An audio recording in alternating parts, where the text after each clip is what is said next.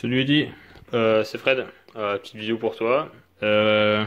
Donc là, j'ai reçu du matos électronique. Donc je coupe de classe et tout avec les vieux composants, enfin les vieux composants, les composants que j'avais dans une petite caisse, quoi. Donc j'en ai encore pas mal. Ça c'est une petite partie des composants que j'ai ramenés. Après j'ai encore pas mal de composants parce que j'ai ramené pas mal de caisses. Enfin une partie des caisses, mais j'ai énormément de composants, quoi.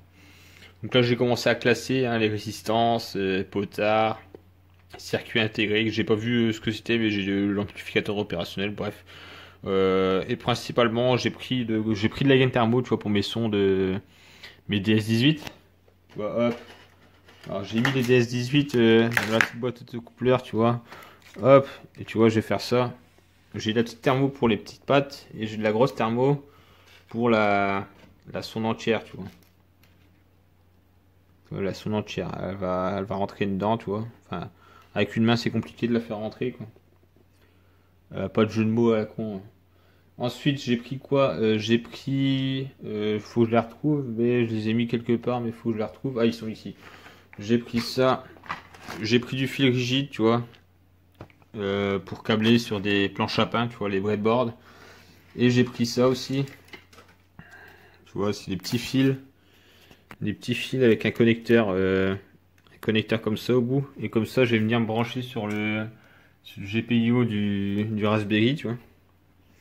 Ensuite, j'ai aussi chopé des connecteurs en 40 broches. Tu vois, hop.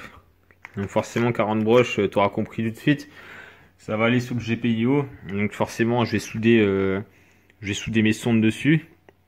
Et bien sûr, forcément, s'il est dessus et que j'ai envie de faire une bidouille, je vais pas aller m'amuser à aller refaire une soudure à je sais pas quelle heure du soir. Donc j'ai pris ces petits fils, j'ai pris des petites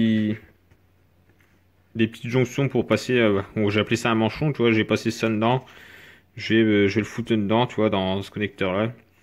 Je vais foutre ça dessus et l'autre partie, je vais la foutre sur le Raspberry, quoi. Comme ça évite de faire trop de grosses modifs, quoi. Et ça, bien sûr, un deuxième. Parce que si je fais ça comme un cochon, voilà, quoi. Et donc là, après ça va, j'ai des capas de 1000 micros parce que hop, je vais te faire montrer ça. Si j'arrive à me lever, tu vois mon bordel en même temps, tu vois. Bon, j'ai une tireuse, j'ai une tireuse à bière Philips Perfect Draft qu'on m'a filé à réparer et que bah, je connais les pannes sous cette tireuse parce que je répare pas mal. J'ai euh, j'ai mes capas sur mon alim à découpage.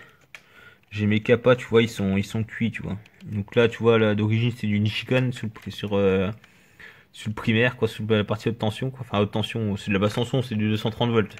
Enfin, 230, 300, 350, 360, 360 à peu près, je dirais. Mais là, tu vois, c'était changé déjà, donc c'est de la marque, c'est une marque de merde, tu vois. Donc, je vais foutre du faible résistance série, là. Enfin, spécial pour aller mettre découpage, tu vois, et de bonne qualité, quoi. J'ai chopé ça sur un bon site, quoi. Et bref, ça va retourner ce week-end et voilà, quoi. Et ça, c'est quoi ça? Ah bah tiens, hop, des MOSFET et des barrettes sécables. Ok, nickel. Bah allez, c'est bien. J'allais me coucher, ouais. Il est assez tard pour moi, hein. Allez hop.